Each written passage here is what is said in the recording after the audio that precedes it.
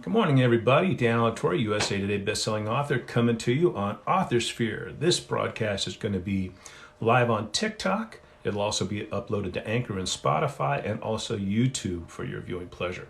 Today, what I thought I'd do is go through some of the questions that are commonly asked of authors. For those of you just listening at home, you get to listen. For those of you who are viewing, you get to see my dazzling presence in my sparkly blue shirt. It's like my racing shirt. I don't actually go very fast in it, but it looks like I could. And that's all that matters.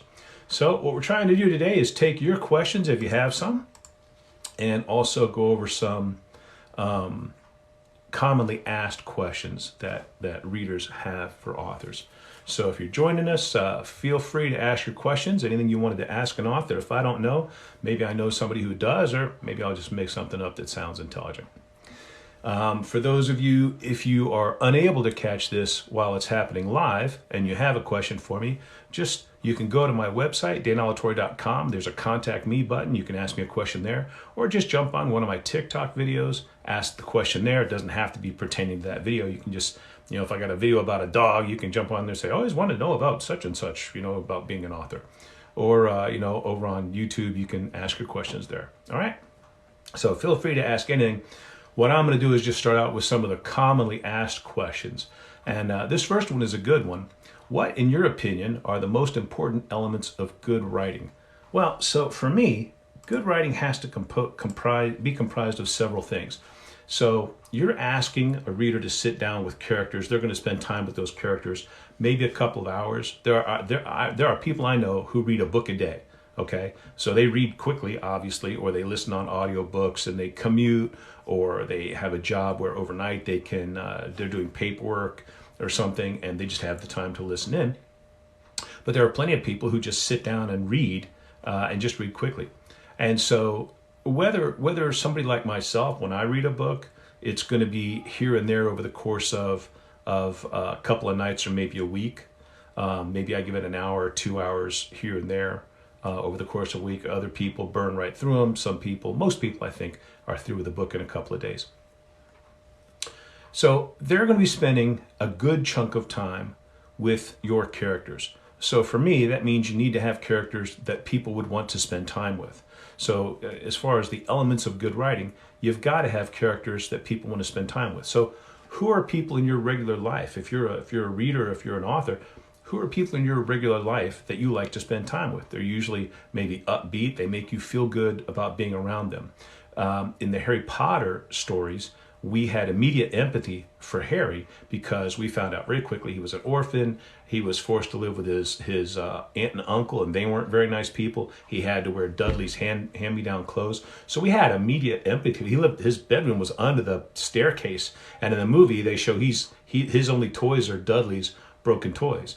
So we had immediate empathy for him. I'm going to say iPod, but it's not iPod. The cartoons that are very good these days that have you identify, like in The Incredibles, or which is they lay out a bunch of history of what these characters were doing, and then they show you Mr. Incredible now doing an insurance job where he's obviously very bored, and we can empathize with that. So maybe there's a character you're going to have empathy for or identify with. So we've all had a bad job or even a bad time where we just weren't having as much fun as we would like to, or weren't enjoying it as much. So you identify with that character maybe. So now you identify with the character. Now you want to see that person, now that you're identifying, you want to see them challenged to rise beyond their situation. Vonnegut said, people get into trouble and they get out of it again, and that's the element of a good story. So you have to give that person a goal that they maybe want to achieve, or a goal that is thrust upon them. And this kind of goes to the hero's journey if you've ever looked at any of that stuff. But basically, if you've ever been around somebody who was complaining about their job, oh, I hate my boss, blah, blah, blah. And it's like, okay, we've all had moments like that. So why do you stay with that? Well, I need the money. I just bought a new car, or, my mom is sick and we've got to pay the bills. Okay, so now you're kind of trapped. But if you have an opportunity to get out of it, you got to take the opportunity. In other words, in a story. Maybe not in real life, because real life you're risking real things. Okay, maybe your financial future. But in a story, you want to see the character go for it. And maybe it works, maybe it doesn't. But the fact that they were willing to do the heroic thing of standing up and trying to make a change, okay, face the adversary rather. And if you have a good goal, then you need usually a good villain to have a goal that's the opposite of the hero's goal. And a lot of times that will set up a good story. So what's a good story? Think of your stories that you enjoyed the most, whether they were classics in literature or whether it's something new. Almost always there's a character you identify with. There's some kind of obstacle they have to overcome, and by the end of the story they either achieved or didn't achieve their goal. But most of the time the fact that they worked hard to go for it is what we respect. It's a hero's journey, not necessarily a hero's success. So those are kind of vague. So let me narrow it down a little bit. In one of my stories called Terminal Sequence, we meet basically an orphan girl. She's that book series, it's the third book in that series, is about an illegal genetics operation. And what they do, just to put it in a nutshell, they're trying to make optimal human beings. The reasons why, well, they figure, well, if we can make optimal human beings, then people could live forever. That's worth a lot of money. And so I ascribe money as being their motivation, or I imply that money is their motivation early on in the story. It's more about power and all kinds of, whatever bad things you can think of for a person to want. It's that money, power, influence, corruption, the ability to do what they want. So some of the ways they make their money is when they create genetic human beings that are optimal, they're also creating genetic human beings that are not optimal. So the theory was that as they brought the genetic switches forward that they wanted, there was no way for them to look at all the genetic switches they were bringing forward, and sometimes they brought forward genetic switches that were not so good. So there were genetic malfunctions, let's say, people who were not optimal. And what did they do with them? Well, the little ones they just buried in a pit out back. A lot of the other ones, they decided, well, their brains aren't developed, but their kidneys and lungs and hearts, and there's people who need livers and kidneys all over the world. We'll just hack them open and we'll organ harvest and we'll sell that off. And that's, if you got thousands of genetic people that you've created and you find out early on that they're not going to be the optimal people you want, so just use them for parts. There's that. And then they found out, well, you got a body that could be used for work. So maybe we can sell them away as slaves. Or you look at maybe there's horizontal interests or horizontal refreshment, as it was called, that could be used in some of the various regions for the female stock and things like that. So they very quickly found very bad ways to fund their business as they pursued their goals. Well, in that, there was one girl who was genetically optimal. She was about 5 or 6, I think, when the story starts, and she's as smart as a average United States teenager. And they get into she out of all of them, she's the one they want to move forward with. And so you think she could have the arrogance of, I'm in charge, I'm special. Instead, she was very loving, very sweet, very just exactly who, if you were going to have somebody in charge, it would be somebody like her who feels for everybody. And she had like a nanny whose name was Keeper 27. They had so many genetic people they created, they didn't even give them names, they just gave them numbers, like the Nazis. And that's a direct correlation. You're supposed to tie that together. And so Keeper 27 advises her, and the little girl's name is Constantine, as in Constantine, Emperor Constantine the Great, although he was a man. And so it's kind of implied like she's going to be the one that takes over, and that's what the evil doctor in charge says. So in between, you've got what is she going to do, and then you find out that he's got nefarious plans he wants to do with her, or have her do, and she learns about it. So now her challenge is to get away. So how did I create such a good person in that character? Was I would come on and I'd say, okay, what are the things we would want a child who was being groomed to be the king or queen, let's say, what would we want them to be like? And so we describe those the characteristics that are worthy of emulation. Okay, honest, hardworking, integrity, fairness, hopefully intelligence. Now you got to understand, she's intelligent. She was her testing showed that she was roughly the IQ of a high school kid in the United States, and she was only like 5 or 6 in the story. And then she appealed to her elder, Keeper 27, who was in charge of who was trying to help her make good decisions and stuff. By the way, as always, there's a lot of trolls jumping in here, and I see your comments. I'm ignoring your comments. They'll scroll on by, and you get nothing. So if you're looking for some name recognition or whatever, it's not going to happen. And later on, we'll be blocking you because we're recording this session. So enjoy. But let me get a sip of my Crystal Light Peach Mango Green Tea, which Crystal Light, if you're looking to sponsor, I'd be interested. So what comes first, the plot or the characters? I usually come up with a broad stroke of a plot, something that I would like to see happen in a story. And then from there, I go to how am I going to move certain characters through that story. And then the characters are people, again, that I want to spend time with. Because as a reader, you might only spend a couple days or a week with them. Hopefully they live in your memory forever. But for me, I have to spend a couple of months with them at least, and maybe longer. And if I write a series, as I've done, I might be spending years with these characters and hours every day, creating them and thinking. And the fun part is sometimes you get a situation where like, character so-and-so wouldn't do that. And originally you're thinking, oh, the plot will go here, here, here. And you get into it and you're like, that character probably wouldn't do that. Or at this point, should these two characters be doing whatever it is they're doing? Maybe they're smart enough. And that's something you always have to think of. You've got to have them trying to achieve their goal, but doing it in a smart way. I never want to have a situation where the reader is sitting there saying, gosh, why didn't they just pick up their phone and Google the answer and they'd have it? So a lot of times you'll see that in, I see a lot of those comments, not about my stories, but on TikTok, I'll see people talking about other books and they're like, if any of these characters had picked up their phone and Googled such and such or did an internet search, they would have had an answer and the book would have been over in 10 pages. So you have to do a couple of things to avoid that. You have to start out with maybe somebody asks the questions that the reader would ask. I like to have maybe some newer person to the scene, some newer person to the situation, who is going to ask something the reader would ask, or have them look up something. I've had characters use their phone to look up something that, it's kind of like, why wouldn't you just look it up? And it's like, okay, well, then have the reader look it up, or have the character look it up. And then you say,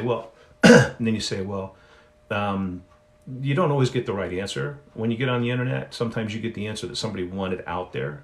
Okay, so let's just say, for example, you take a news article and it's by some government official being quoted, but the government official is giving out incorrect information because it's a political race or whatever, and so they're trashing the opponent, or they have some of their staff people trash or leak some bad stories. Oh, this person's a child molester or whatever. The opponent is a child molester. So when they search the story, they say, oh, so-and-so is a bad person.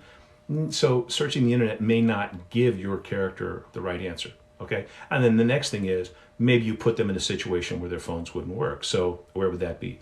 Well, in one of the stories, in fact, in Killer in the Dark, my most recent one that's going to come out on ebook in May 15th, they're in the middle of a national forest and there's just no cell service out there.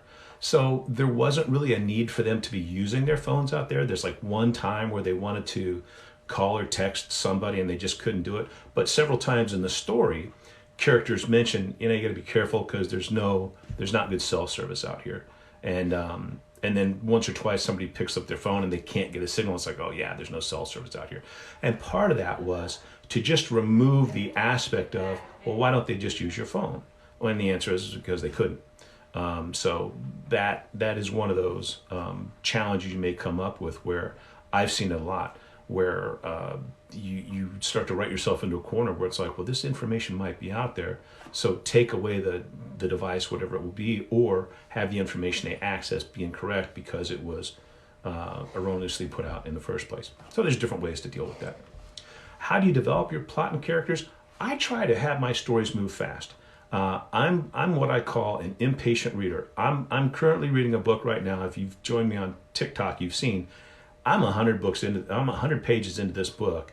I asked viewers of TikTok, what are some scary books? Because I was in between novels. I wanted to take a little break. And usually I'd write short stories, and usually they'd be horror stories in between my murder mystery novels. So I asked somebody, I'll be taking a break, have a couple days here. And I got 3 different recommendations. And in fact, I have them right here. I'll tell you what they are. The Troop, Clown in a Cornfield, and Bird Box. The Troop, Clown in a Cornfield, and Bird Box. I got those 3 books. They were recommended as being scary. And I didn't do what I usually do, which is look into it, find out what the story's about, and then decide which one I'm going to read. I don't know how I decided on the one that I started reading first. Maybe it showed up first. I don't remember. But so all 3 of those, I know nothing about any of those books except that people on TikTok raved about them. Okay. So I picked one and I started reading it. I'm not going to say which one, but it was one of those 3. And I'm 100 pages in, and I'm like, really nothing has happened. At the end of the chapter, they'll hint at something kind of mysterious a little bit. Me personally, I don't think I could go 100 pages without something interesting happening. It's supposed to be a scary book. There's nothing scary has happened at all in 100 pages. It's say 300, maybe 350 pages. So I'm maybe 25% of the way in. Man, I'm telling you, 25% of the way in, something scary should have happened. If I was writing it, something would have happened by then. The way I approach a book is I've got to grab your attention on page 1, paragraph 1, sentence 1 if I can, word 1 if it's possible. And I will grant you that's not always it's not always possible to do that, but you're not going to get out of the first chapter of one of my books without something interesting happening. In a murder mystery, it's probably going to be the inciting incident. A murder is going to happen. In one of my scary stories, something scary is going to happen. So I'm 100 pages. I keep saying 100 books. 100 pages into this book, and nothing scary has happened. Zero scary. Between 25% and 30% of the way through this book, and nothing scary at all. So that is disappointing, and it really makes me question a little bit about. I'm gonna give the other 2 a try, but so here's how you know it's not a very good book for me. Now, if you read this book and you loved it, it just shows that there are different tastes. Maybe when it comes to ice cream, you like strawberry and I like chocolate, and it doesn't make your choice bad, and it doesn't make my choice better. They're just different, all right? To me, it's not that I don't like these characters. I don't like them enough to go 100 pages with nothing really interesting happening, okay? I'm debating whether I'm going to stick with it or DNF, but since I heard it was scary and I wanted to read something scary, I'm inclined to keep pushing through. Keyword, pushing through. I'm not enjoying reading it. It's become a task. I'm making myself read it so I can see the scary part, because I write scary things and I want to learn good scary stuff from other people who write scary things. And I could have picked up a Stephen King story, and I have in the past, but you gotta branch out, spread out a little bit. So these 3, hopefully one of the 3, maybe 2 of the 3, maybe hopefully, knock on wood, maybe all 3 will be scary. And I'm holding open the possibility that this is all set up to a bunch of scary stuff that happens, and this was all necessary. But if this were one of my books, I would have figured the reader would put it down by now and not pick it up, and would say it's a slow start. I don't like to have a slow start to a book. I like something that opens quickly and moves quickly. And I call myself, I'm an impatient reader. So I'm an impatient writer. You need to hook me quickly to keep me. This author has not hooked me and kept me. I haven't really seen a hook yet. And I put the book down. I don't think I read it at all yesterday. I started reading it sometime this week. I can't remember when. I read it like a little bit over 2 different nights because I had a bunch of work going on. And yesterday was Friday. I was going to read a lot of it yesterday, and I did other things, like I mowed the lawn or something. And I just got busy with other stuff, and it never even occurred to me when I woke up this morning that, I can't wait to get back to that book, So, what can you say? So that's the situation with that book. So yes, if you're just joining me, we're talking about books. I'm an author. If you have questions you'd like to ask an author, feel free. And if you missed the podcast and You want to ask a question that you think of later, just jump over on TikTok or YouTube or any of my social media and just ask a question. If you're on TikTok, just ask a question on one of my other videos. You know, like I said, I gave the example, if it's a dog video and you have a question about riding, just pop it on. There's no big deal. I read them all. So this is a good one. I don't know if this is good, but this is actually hard. So how do you come up with the titles to your books? Coming up with character names and title names is one of the hardest things I have to do as an author. And I'm reading some common questions readers ask of authors. But feel free, if you have some questions you'd like to ask, I'll be happy to entertain those. So how do you come up with the titles to your books? So I was writing a time travel adventure story, and the whole time I'm writing, you got to call it something, right? As you're working on it, you got to save the file, and you don't just call it Dan's story or whatever, right? So I'm going along. Hey, welcome, JC. Good to see you. So I'm going along, and I had four characters, let's say, two main characters, four characters who had discovered this time machine. They were paleontology students. They discovered this thing when they were out digging in a mine site, an abandoned mine site, and they didn't know what it was. So they are inclined to turn everything to the department. They're postgraduate students. They're inclined to turn everything into the department, but they have been hearing that their best things that they find and turn in get sold off to other universities, and so they don't actually get any credit for the discoveries they're making. So they decide to hang on to this one, and they're not sure what it is, and they're looking at it and they're like, well, it's either something futuristic or really old, and they can't decide which.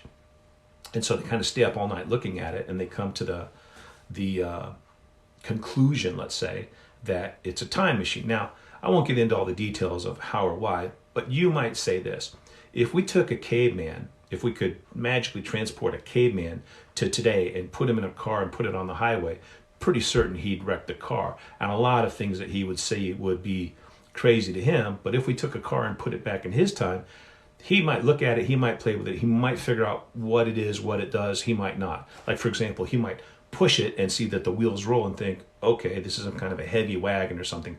I don't know how caveman brains work.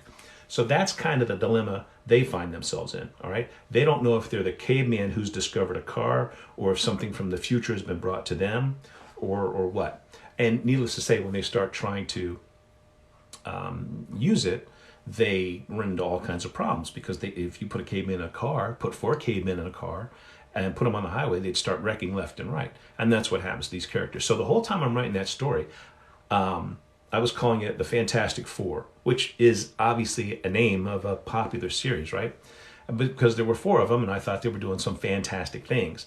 Yeah, I know, it's corny. That's why it was a working title. That's why you can't go online and buy a book of mine called The Fantastic Four. But I couldn't come up with a name. Finally, I had a line where they were sitting around, they were very discouraged, and they had figured out that it was a time machine, and other people were trying to take it from them. And, the military wanted it because they thought they were horrible. I mean, think about it. If you had a time machine and you had to go to war, you could just transport around and see what the other side was doing. You would see what battles you lost, and you would strategize differently. So whatever army would have that thing would suddenly be invincible. Maybe politicians would want it because they could see how things would go. And we've all seen the Back to the Futures movies where it's like, oh, well, you do this to make money because you know what stocks are going to make money, right? So they discuss all these different things, and one of them makes a comment about, piloting this thing and blah, blah, blah. And they go, we won't really pilot it. What they figured out was they could put in a date and a location, and the machine would take them there. And in an airplane, the person who does that is the navigator. And so the girl says, we're not pilots, we're navigators.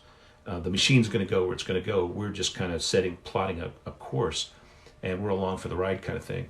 And that's where I decided that was going to be the name of the book, The Navigators. Now, fast forward a couple years. I came out with a book recently, Tiffany Lynn is Missing. I had the idea for a young woman goes missing, and her mother is a famous TV personality. So she's distraught. Her uncle is a real estate baron in a different state, and he's concerned.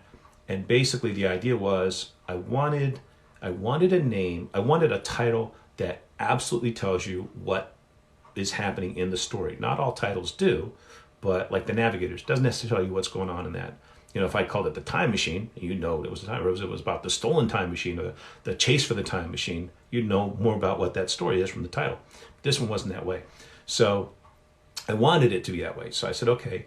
And it was, I think the original title was like Mary Jane. Mary Jane is missing. And I have a newsletter I sent out to my Readers Club people. And I said, okay, I need a better name than this.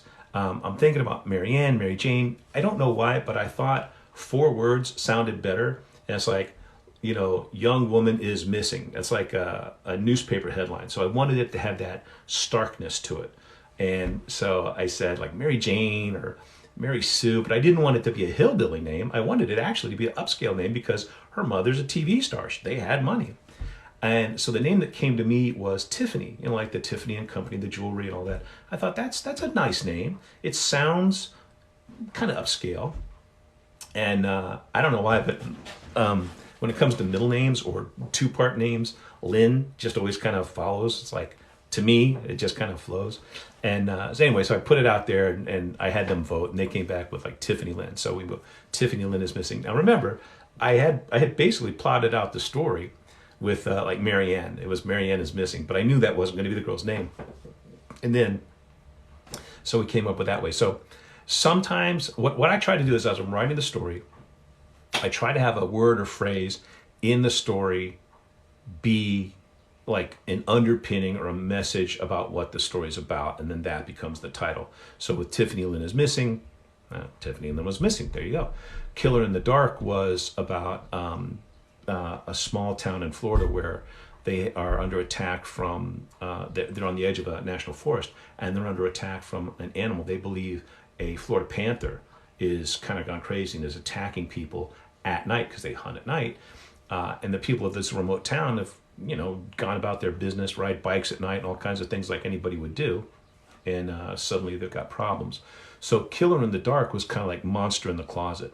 In fact, that's actually, I wanted a title that was going to kind of convey that same essence of there's a monster in the closet, like when you're a kid. And you can't say monster in the closet. So what did we want to say? Well, it's a murder mystery, so it's going to be a killer. The killer in the closet? No, because that has the wrong vibe to it. Instead, it's more like, what's the problem with the closet? The closet's not scary in the daytime, it's only scary at night. So it could be killer at night or killer in the dark. Now, we played a game when I was a kid that was hide and seek, like in the dark in the house, and we called it Murder in the Dark. And that was kind of where it was coming from, but I said, I don't want to call it murder, I want to call it Murder in the Dark, I want to call it Killer in the Dark, because murder, to me, murder sounded more like somebody you knew. Whereas killer is more random. Anybody could be killed by a killer. That's not quite accurate, right? But you take my point. So Killer in the Dark is how I came up with that. Okay, JC had a question for us. How late is too late to add a new character in a story? Okay, good question. If the character is necessary, if they're going to play an important role, let's just say you've got, you know, break your story into quarters. You got, you know, it's going to be 80,000 words, so 20,000 words be your first 3 or 4 or 5 chapters. Then the second quarter, then third quarter and fourth quarter, okay? Whether it's a game or something like that. It would be unlikely that a new character would pop up in the last quarter of the book. Certainly you wouldn't expect a new character to pop up in the last chapter of the book. Now, could it and has it? Maybe. But what I would do is you don't need to introduce all your characters in chapter 1 because it kind of tends to be overwhelming. But you introduce them when they become relevant. So in Tiffany Lynn is Missing, I had the opening scene be the mother whose daughter is missing, and she gets a phone call and she collapses. And everybody around her, she's at the TV studio, everybody around her is like, oh my gosh, what happened? Including the reader would be thinking about what happened. Then we cut to later in the story, she's recovering and she's like, her brother's name is Aaron. And her husband is like, well, the body was found out in Colorado. That's where Aaron lives. And the sister is like, of course, you know, of course she went to him. And so the husband is like, well, I'll get him on the phone and we'll fly out there. Maybe he can meet you. And she's like, no, Aaron doesn't hear about this from us, not him. And so it's like right away, it's like, holy cow, brother and sister don't get along. And then the next scene, or next chapter maybe, was meeting Aaron, okay? So there was maybe 3 different chapters where I introduced a different character in each chapter, but they're all relatively close to the beginning of the book, but it doesn't seem like 3 separate stories. Like, we learn a little bit about this guy, and then they go away. Now we're going to start a new story with this person, forget about them for a while. Now we're going to come over here, forget about these first 2, learn about this third one, and then eventually I'll bring them all together. Instead, it was more like, here's a relationship, and these people know this person they're talking to. Now let's go spend a little bit of time with them. And this person is going to introduce us to maybe somebody else. Now let's go spend a little bit of time with them. Little smoother of a segue. A great example of this was the movie Jurassic Park, where I forget the bad guy, Newman from Seinfeld, whatever his name is, he's the bad guy. And they reference him, and then they show a scene with him. And then he references somebody else, and they show a scene with that person. So it's kind of like you're having this chapter introduce the characters in the next chapter. Now, how late can you do it? Well, as late as is necessary, but depending on where you do it, you might want to have referenced that character earlier on. Now, I'll give you here's a story I'm working on. Let's just say I have a character who's called, let's pick a name. Their last name will be Carter, okay? So that's the last name is Carter. Well, so in an earlier chapter, maybe in the first 2 chapters, somebody's saying, well, let's put Carter on it. Are you sure you want to go there? Are you sure that's a big move? Are you sure about bringing Carter in? Carter knows what to do. My decision is final. Get out of here, okay? Now, I can probably go 1 or 2 chapters without mentioning Carter again, but I probably don't want to go 10 chapters, because then everybody's forgotten who Carter is. But when I do introduce Carter, I probably need to, let's say the first 2 people who were referencing Carter, Bill and Jane, when I introduce Carter, I might have Carter on the phone with Bill or Jane.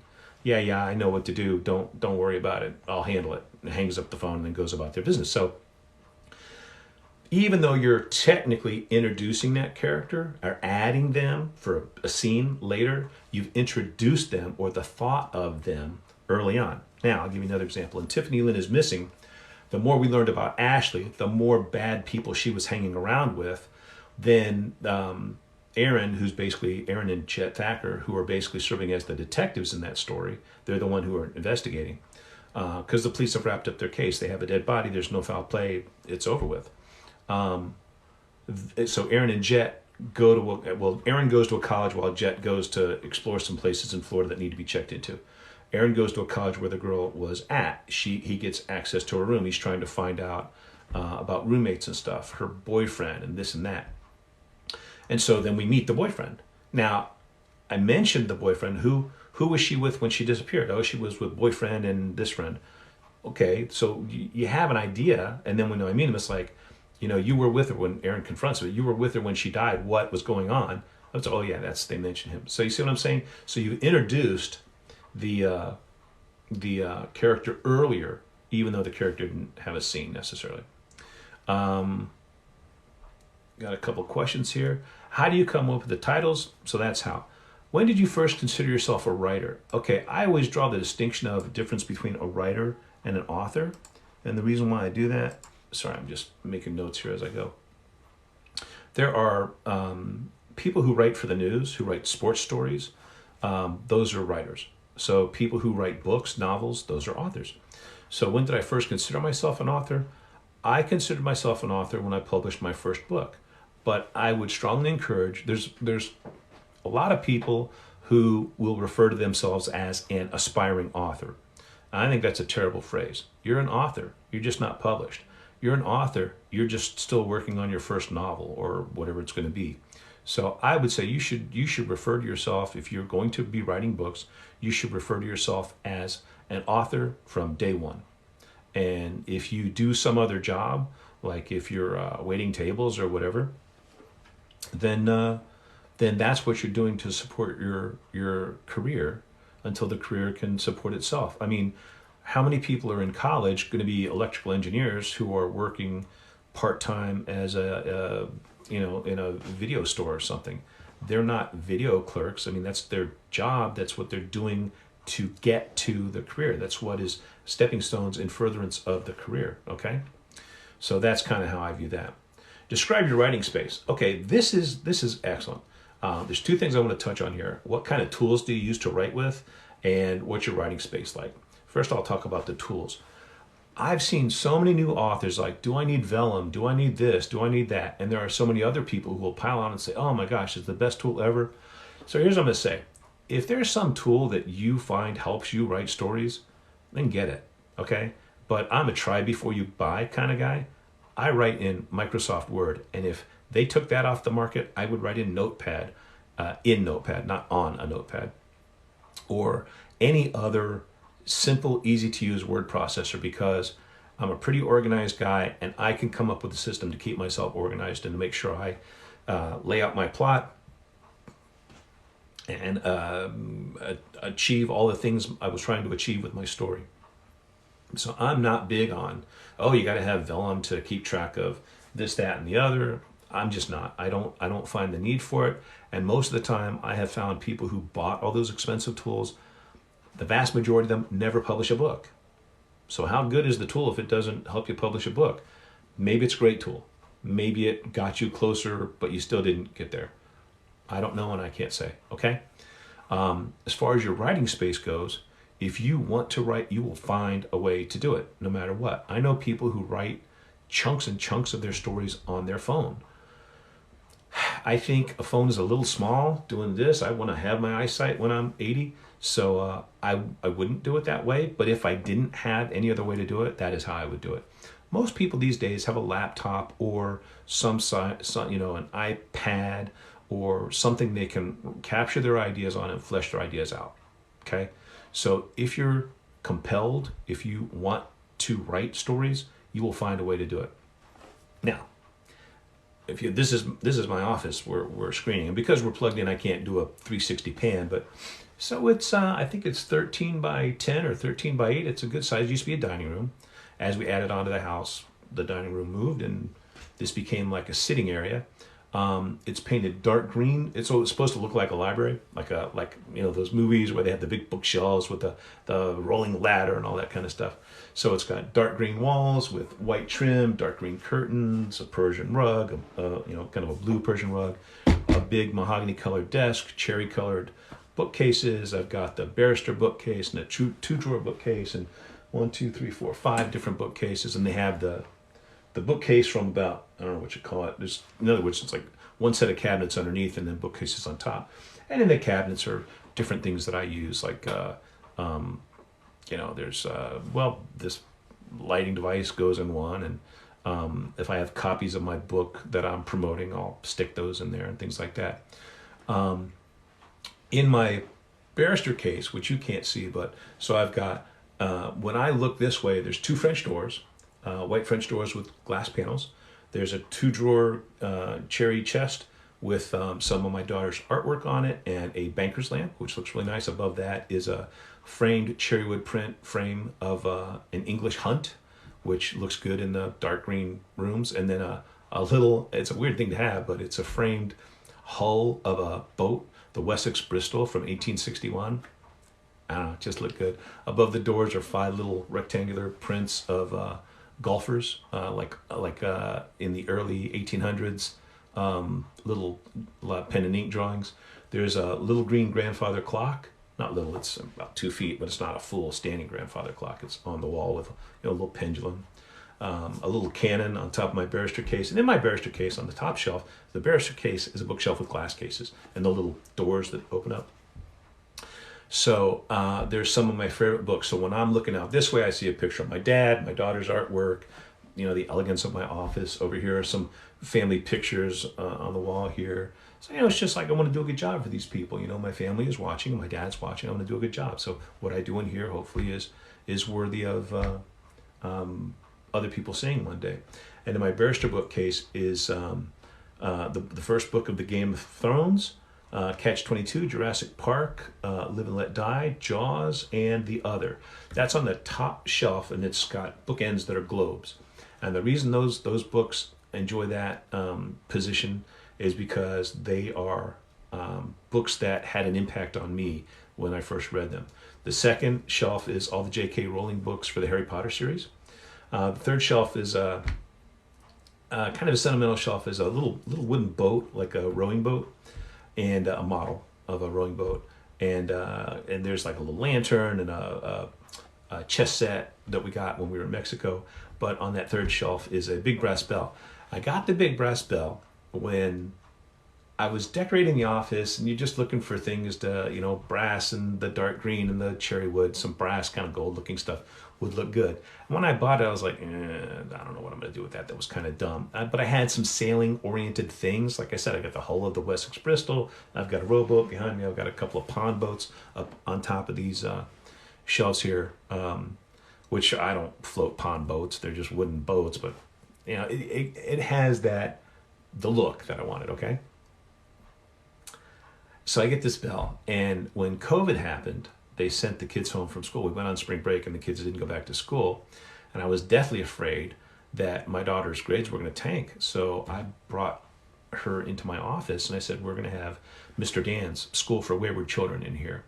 And the day before they announced what the lesson plans were and that we were going to do everything by Skype, we hadn't heard anything yet.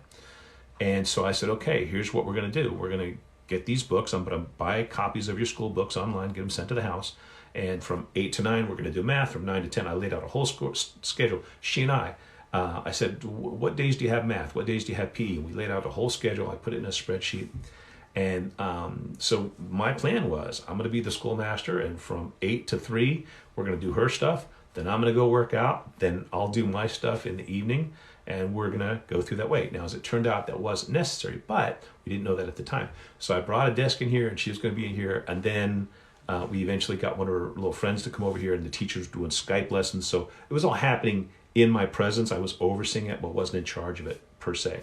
But I did have to administer it, because there were a lot of problems with trying to get a bunch of little kids on Skype calls. Trust me. Anyhow, so the brass bell then became, we would ring the bell to start Mr. Dan's School for Wayward Children. I would ring it in the morning, but then they wanted, like, can I ring the bell today to start school? So it's like, yeah, her and a little friend. It's like, yeah. And then the bigger thrill was, all right, we're done with our lessons for the day. Now, sometimes that was at 3 o'clock, and sometimes it was at 6 o'clock, because sometimes we were struggling. And then whoever got to ring the bell, it was over. Zoom. They zoomed out of here, went to the playroom, or went out on the trampoline. And so now that's just a fond reminder of Mr. Dan's School for Wayward Children. So now the little brass bell. And then on the bottom shelf, there's a couple of copies of books. Do you have a favorite thesaurus you'd recommend? Yeah, I just go online. There's Merriam-Webster has an online thesaurus. I go to a popular search engine. I type in what is a synonym for walking or something.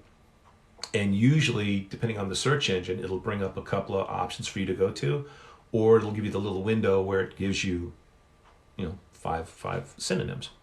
And then it'll say, 27 synonyms, 18 antonyms for walking, and you click that and it brings you up like a list. And I do that.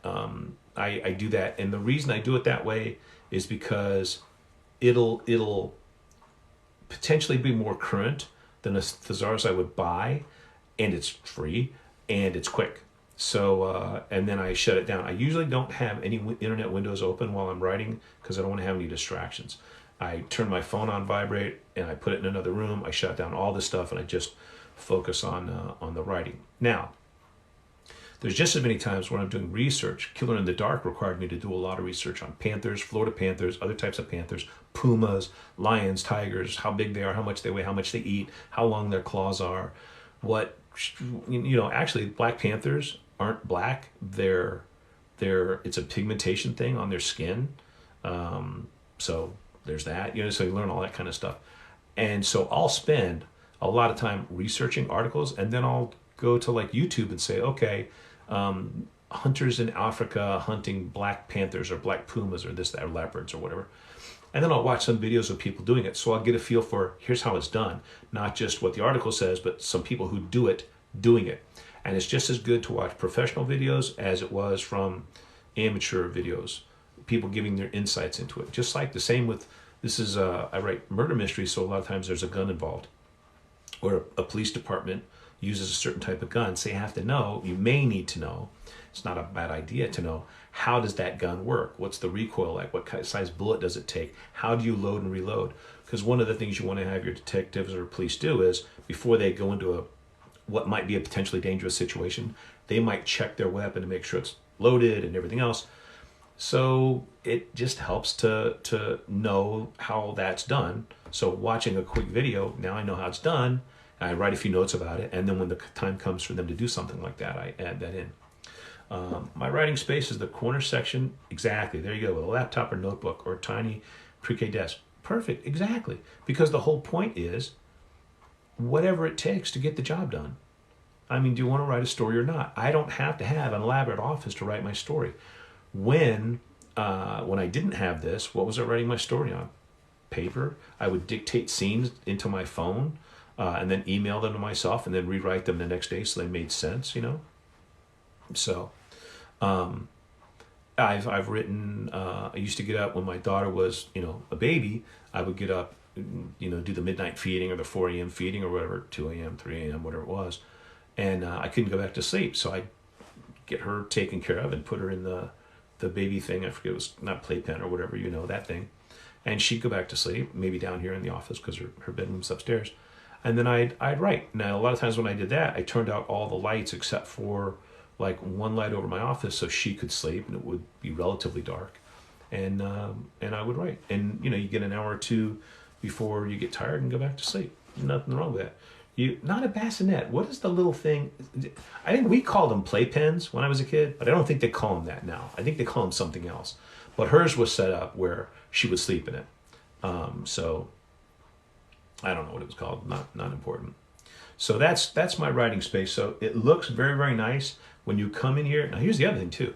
When I'm in here, I'm working. Okay. Now there are times when I'm in here when I'm just goofing off and watching videos or whatever, but I try to make this as my work area. If I'm out there in the rest of the house on my phone or on an iPad or on my laptop or whatever, then maybe I'm watching YouTube videos and goofing off or playing on TikTok or whatever, no big deal.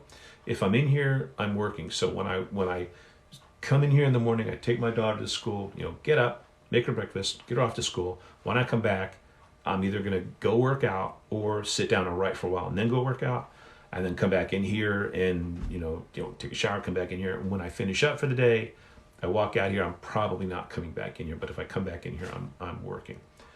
Now, on the other hand, I take my little laptop with me and we're at the beach and, you've rented a beach house. Does it have a desk? Does it have a nice place to write? Nah, you're probably sitting there on the kitchen table, dining room table, something like that. Nah, I don't care. And if you got your story with you, you can write it. And I've written a lot of fun short stories while I was on vacations, on all kinds of little devices, And if I'm walking on the beach, I'm a big guy. When you're on vacation, leave the devices and enjoy the beach. Don't take the device down to the beach. Don't take your phone to the beach. But I don't always adhere to that. So if you're going for a nice walk and you're enjoying the sunset and you're like, I'd like to have my characters enjoy a sunset like this, I kind of mentally record it. It's like, oh, the sky is gold and orange and this and that, little wisps of clouds, and the sea is so calm and it's reflecting so nicely, and just kind of log that in. Then you get back, kind of jot it down so you have it so you can keep it. Okay. What time of day do you usually write? I used to write at any time of day, but to be more specific, I kind of just touched on it a little bit too. What I like to do is when I'm in the middle of a story, which is a lot of the time, probably my first 5 or 10 books, I would wake up at 4 a.m. It's one of those things where you wake up, kind of see what time it is, and you go back to sleep. You don't have to get up till 6:30. Well, I would do that. I'd roll over and try to go back to sleep, and I'm thinking about my story. It's like, oh, I left off. I got this great scene I got to write today. And I'd be excited. I'd be thinking about it. I'm like, well, hell, I'm not going back to sleep. Why not go down and write this stupid scene? So I'd come down here.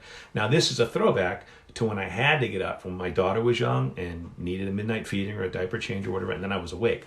I was the kind of person who, once I got up, I was awake, and I couldn't fall back to sleep right away. So I would write for an hour or two, and then I'd get sleepy, and then I'd go crash on the couch or whatever. Put her back in her room with the monitor and everything, and then I'd go crash on the couch. Sometimes I'd crawl back to bed, but usually my wife was going to get up shortly after that, and it's like, eh. And at the time, my job didn't really start till noon. I was in wine sales and stuff, so my day didn't really start till noon. So, excuse me. In those days, I would get up around 4:30. I'd write for 2 hours before anybody else in the house is awake. Then I'd take a break, take care of my daughter, get her ready for school, make her breakfast, take her to school. It's a nice break, you know, it gives your brain time to recharge. And a lot of times when you get away from your writing, you'll think of a good idea, or you'll be struggling with some problem. You can't figure it out while you're in front of your computer. You get away for a few minutes and the idea comes to you.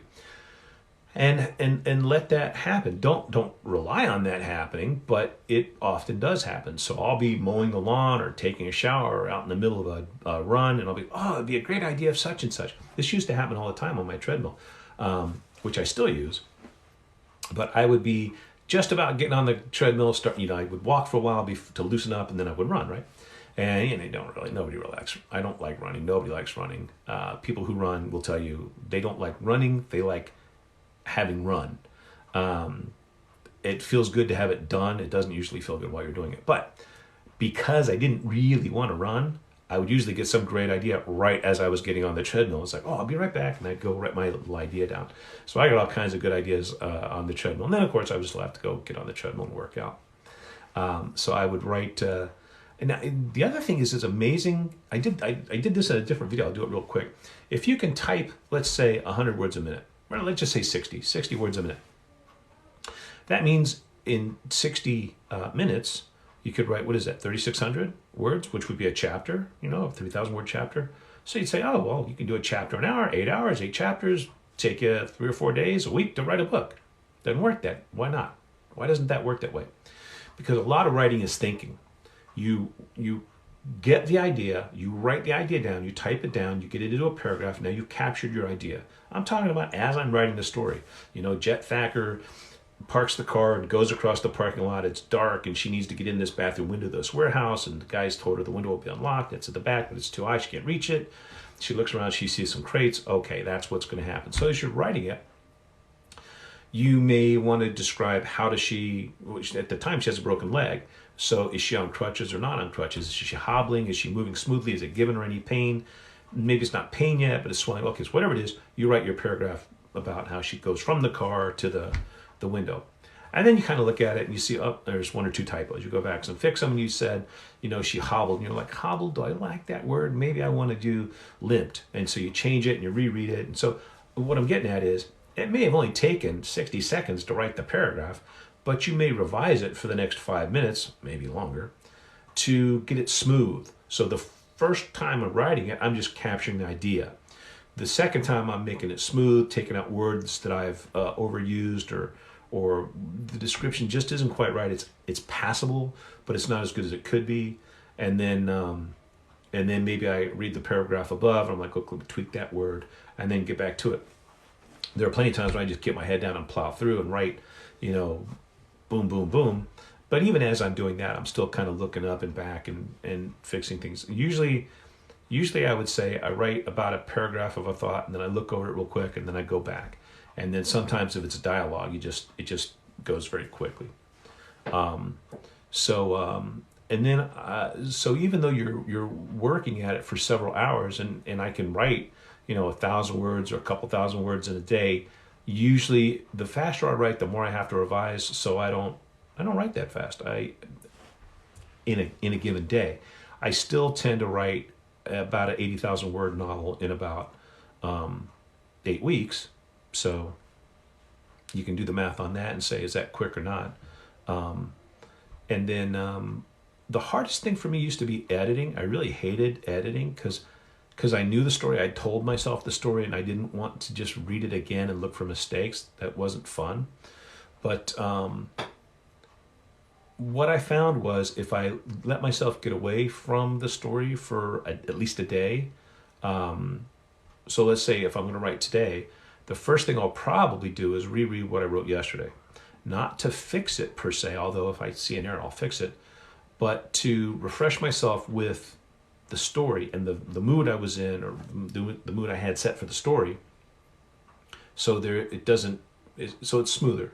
So I'm in that same mindset, and the character's in the same mind frame when I pick it up today, and then I write today's stuff, and then I'll review today's stuff tomorrow. So yes, I am editing it at that point. And JC asked this question here. My biggest downfall, I rewrite scenes to death. Edit. So I don't do that because I write pretty clean. I don't type so fast. If you ever saw me type, you'd be terrified. I basically type with two fingers, and I type relatively slow. But that's because I tend to think in full sentences and full paragraphs. So I have in my head exactly what it needs to say on the page. And then I put that down on paper, and then I look to see, did I actually capture exactly what I had in my head? The answer is usually no, but it's within 90%, let's say. So the editing or revising is only minimal for that reason. So but when I write fast, it's because I got a lot of good ideas I want to get to quickly, and they're broader strokes, less detailed, less story-like. So they will need more revising and editing. So my process of I write it. Let's say I write a chapter. Maybe I don't write a chapter each day, but let's just say I write whatever I write today: 500 words, 1,000 words, 2,000 words, 3,000, whatever it is. There are weekends where I've written 10,000 words, and then I say, you know what? If I have to revise it for 3 weeks, did I benefit from doing that? Or if I write 10,000 words in a weekend and then I don't write anything for 2 weeks, what was my average? Maybe just go with the average. Don't push it, and leave yourself something for tomorrow. So I sit down and write what I write. The first step would be, if I sit down today, I reread what I looked at yesterday, what I wrote yesterday, and I probably revise it, quote unquote, edit what I wrote yesterday. That's fine. Let's say that takes an hour, okay? But now I'm definitely in the writing main mindset. And now I write the ideas that I'm chomping at the bit to write. I write those. And then however long that takes, I'm good. The next day I repeat that process. So those chapters are all going to get reviewed at least once. When I'm done with the book, I'm going to let it sit for a week or so if I can. A month is even better. Then you're more like a reader instead of the writer. And you're going to see a lot of mistakes and a lot of ideas you thought were there aren't there, and ways to flesh that out. So I will edit it then.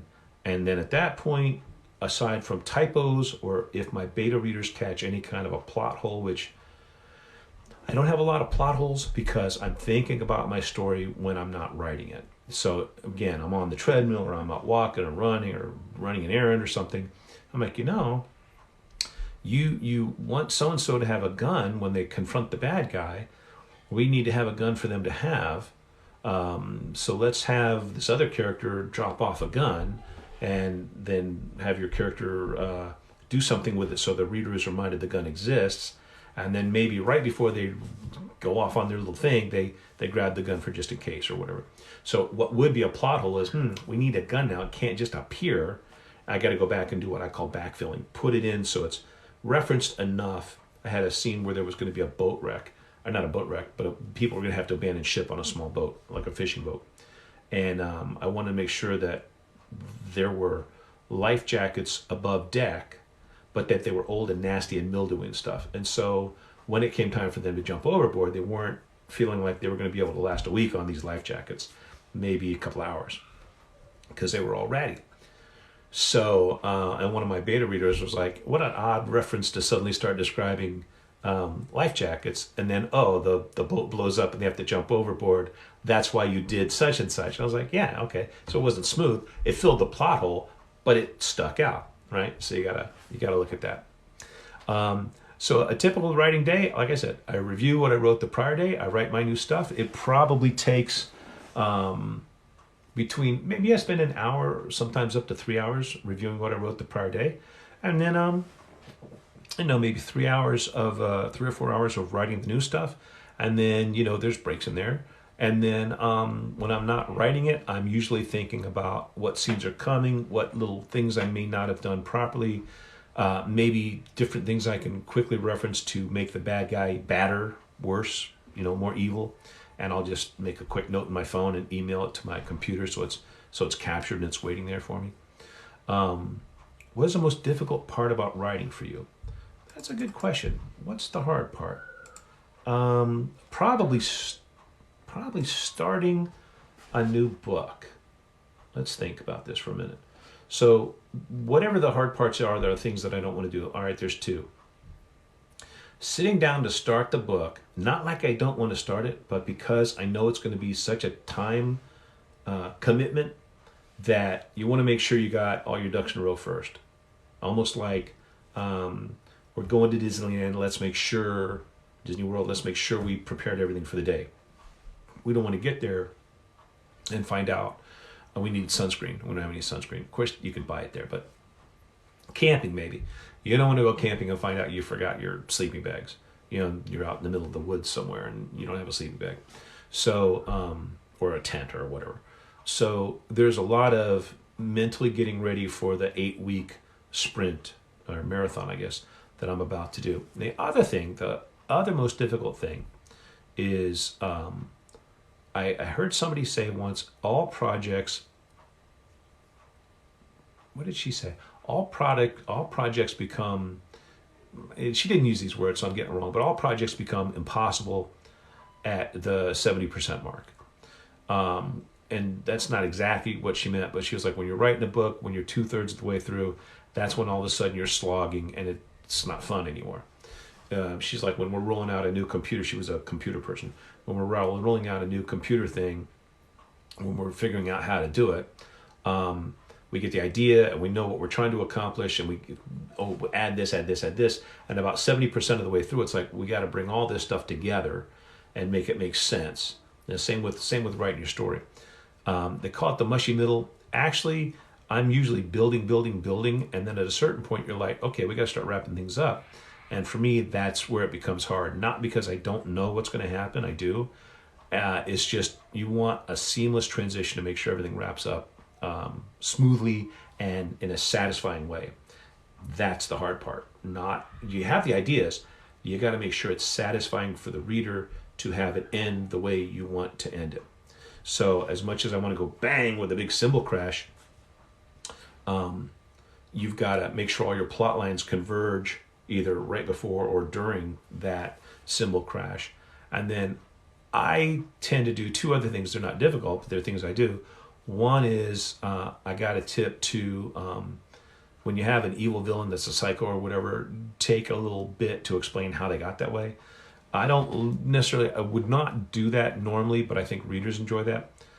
So there's usually a little flashback kind of section, or somebody talking, referencing, that like their mom and dad used to beat them, and so that's why they're killing everybody now, something like that. It's I usually do a better job of it than that, but it's I think the reason the readers like that is because they want to know that evil doesn't exist for random reasons. There's a reason, and if they can stay away from those things, then they can stay away from the evil. Okay? I think that's the underlying psychology behind it. As far as once the symbol crash, once the bad guy has been brought to justice or caught or whatever it's going to be, I like to add what would probably be a epilogue in most books, but it's not written that way because most epilogues are poor storytelling. It's like what I call the little wrap-up chapter, where I like to let my reader know all the characters they care about are okay. Like everybody got home safe. So I have a very, very tiny wrap-up chapter where if there were any loose ends, they're getting explained as everybody's kind of saying, okay, well, I'm glad you're all right, and we'll see you for the next book.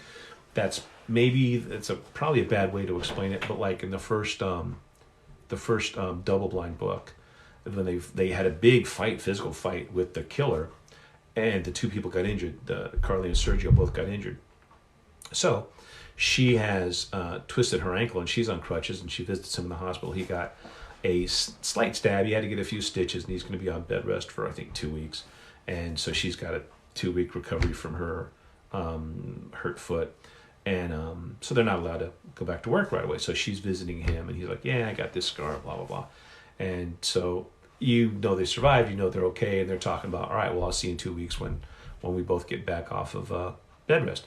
Now, again, I tell it much better than that in the story, but it's a very satisfying scene because the characters are okay, they're checking on each other, they can't wait to see each other back at work, and but that life's going to go on, they're going to be okay, and they're getting ready for the next adventure, whatever it's going to be. What would you say is your most interesting writing quirk? I don't know how interesting it is, but I do have a writing quirk, and I have to keep short fingernails when I write. Now I'm going to show you here, for those of you who can see, these fingernails are not very long, but the most important one is my index finger. That is too long for me to write. And here's the ones on the other hand, same deal, not real long, but I have thin nails. When I had a boat and I would be doing the lines, pulling up the anchor, all that stuff. Your fingers get wet a lot, so your nails get soft. And I was just constantly, I hate to say I was breaking nails, but it's like they split down the center and stuff. It's just, ugh, I hate it. And then they snag on stuff. This nail here snags on everything. I gotta keep this fingernail really short. This was one that got damaged on the boat. You know, we had jet skis, and I'm a water. I love going to the beach and stuff, so I love swimming and all that. So it's just a fact of life. You know, your hands get wet if you're around water sports stuff. And so my fingernails being, I mean, if they were your nails, you'd say there's nothing wrong with these nails. They're fine. It's just the way I do things, I guess. So being so wet, they get soft and they get damaged easily. So I got to keep them short, because if they get any reasonable, normal length, they break and snag, and I just hate that so bad. I'll keep them short. And the other thing is, I like to use an old school keyboard. Now, somebody mentioned that when you use the flatter keyboards that are more softer to the touch, that you make more mistakes. I never knew that. I just knew I liked the old school keyboards where it actually takes more motion to depress a key. The keys are a little bigger, they're more separated. I just call it an old school keyboard. It's the kind I like wrote on most often, and so I got used to it. And since I don't have to change, I don't change. Whenever, if I get a new laptop or whatever, I go out and buy a old school keyboard to go with it. And I bought like 3 of them in my little cabinets there. When this one gets old and some of the letters have already faded off of it and stuff, when it starts screwing up, I can throw it away and bring out one of the other old ones and plug it in and get right back to work. But I heard, I don't know if this is true, but I like to think it is, that because it takes more to depress the key and all that, that you make fewer mistakes while you're writing it. And that's good for me. Now, if you ever watch me write, and one day I'll do that, I'll do a share screen thing, and you can watch, you'll be like, oh my God, this guy puts a typo in every word. And it's like, yeah, I'm trying to convey the idea quickly to myself and capture it. Once it's captured, I can go back and fix all the misspelled words.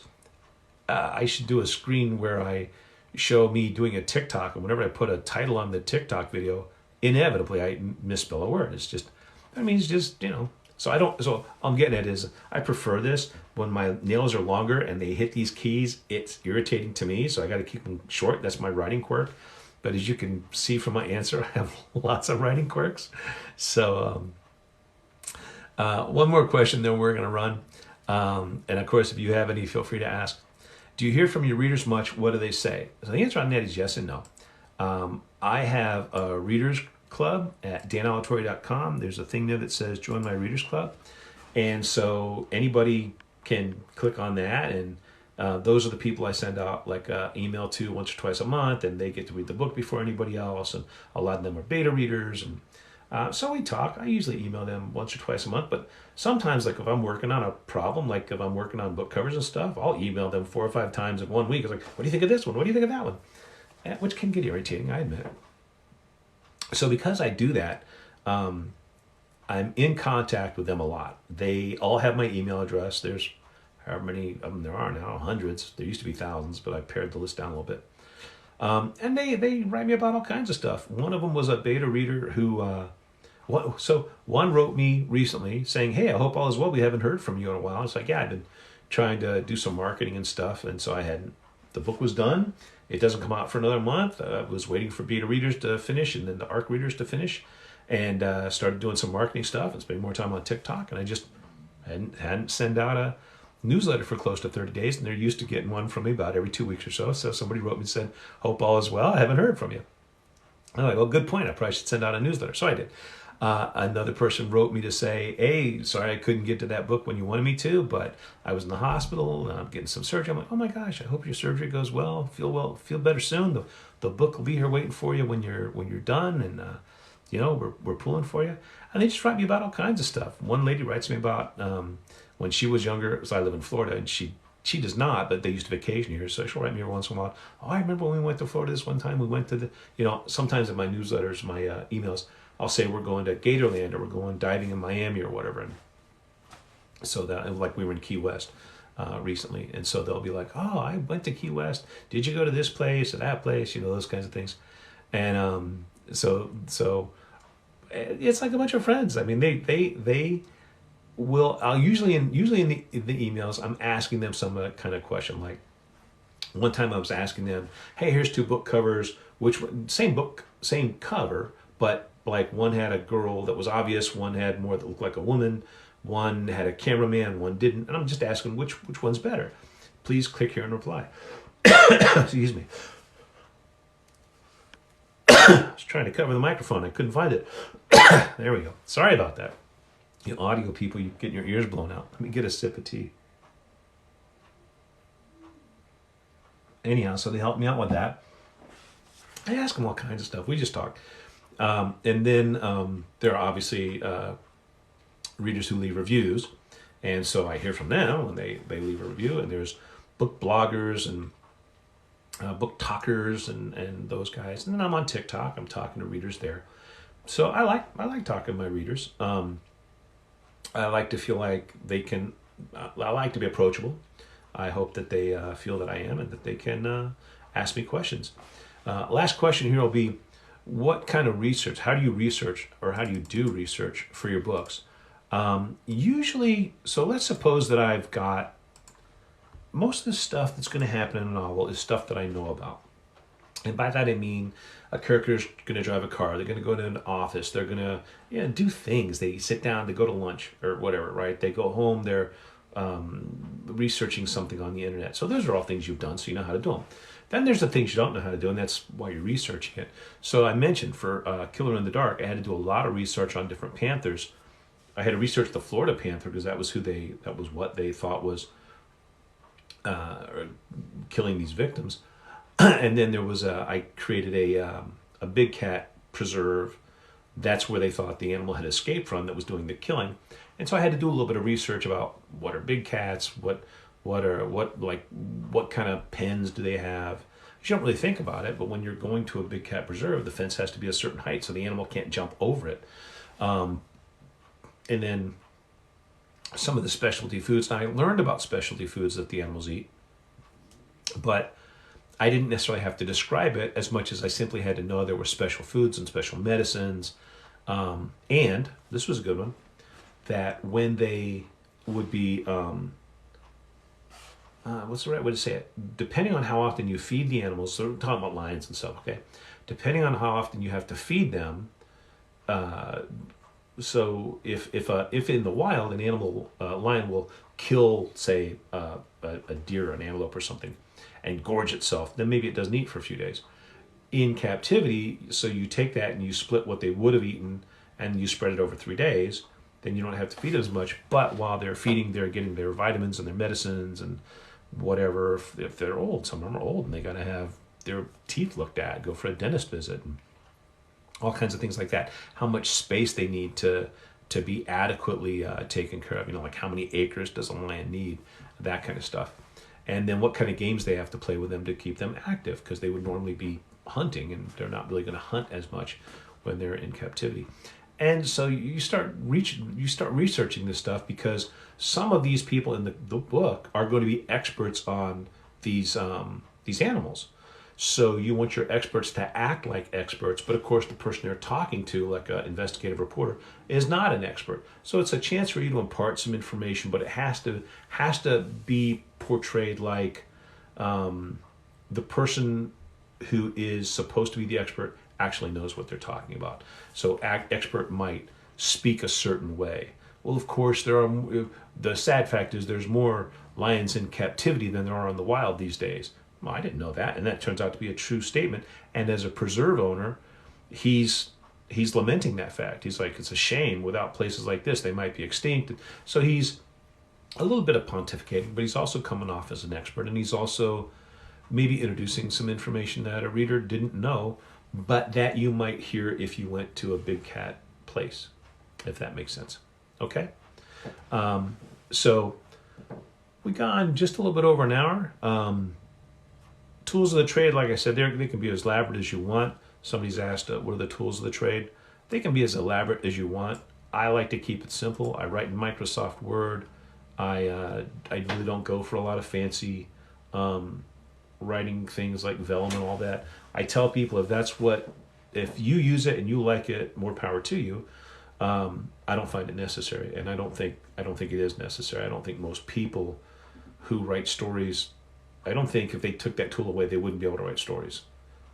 So I'm not sure why but do I need a big stack of books behind me? Do I need, the works of Mark Twain 2 feet away so I can get to it? No. Do I prefer it? Yeah. I like how it looks. I mean, the reason we set the camera up this way is to have this as my background, because it can very easily be over there, which when I used to do an internet show many years ago, that was the backdrop, the little banker's lamp in the chest and the English hunt painting in the barrister bookcase. So, what's necessary is desire. What does success mean to you? What is the definition of success? Success is writing something that people I don't know pay money for and enjoy. That's success. Now, obviously, success is also making lots of money and maybe having a yacht in the Caribbean you can retire to one day. But I would be successful if I didn't have that. I like to think that there are certainly levels. What's satisfying is writing a good story that people enjoy. That when they're done with it, that it moved at a good pace. They enjoyed the characters. They couldn't put it down.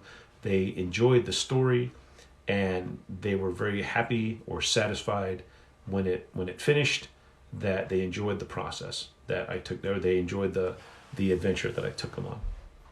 Now, after that, being full-time and having a decent life paid for by writing words on a page is pretty amazing stuff. And then the other success would be flattening out the peaks and valleys. The high points are awesome. The low points are terrible. you put out a book 1 month and things are crazy, and then 3 months later things are dead maybe. That can hurt. So that is, I would think, for somebody like Stephen King, or J.K. Rowling, when you've got that much money now, the peaks and valleys don't mean as much, but probably they still do.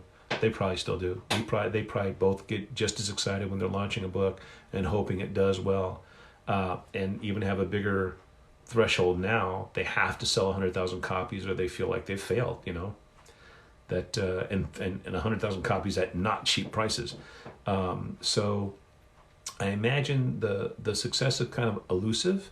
The more you have, the more you want. And so the goal will be to have enough.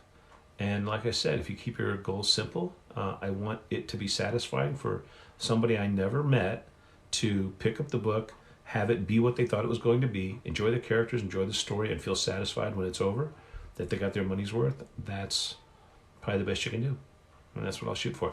Well, we're going to wrap it up there. Thanks a lot for joining us. Don't forget, if you missed out on anything on this one, you can see it over on YouTube in a short little bit. It's also going to be on Spotify and Anchor.